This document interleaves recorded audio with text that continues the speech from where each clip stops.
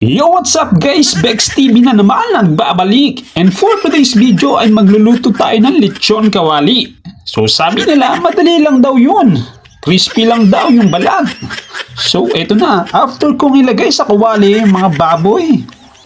Ayan, ay grabe parang may nagpapaputok na sa kusina. Ayan guys, binuksan ko na nga. Tapos sinalo-halo ko at grabe bumulaga sa akin yung mantika kagad. Nagpuputok-putukan. Kaya gumamit na ako dyan ng pot holder. Hindi ko na nga pala siya nilagyan guys ng mantika. So pagka bukas ko ay sobrang grabe na ng mantika. Kaya tuloy-tuloy lang ako sa paghalo guys. Grabe talaga rito. Nagpuputok-putukan na yung saig namin. Sobrang dami ng mantika. Ayan, para akong binabaril dyan ng mantika. O ayan, kaya gumamit ako ng takip dyan sa kawali. O ayan o. Oo, dapat pala guys, pag magluluto ka nito ay manood ka muna ng YouTube, TikTok, Facebook, Reels para makuha mo ang tamang pagluto nito. Grabe, hindi pala basta-basta tong lechon kawali na ito.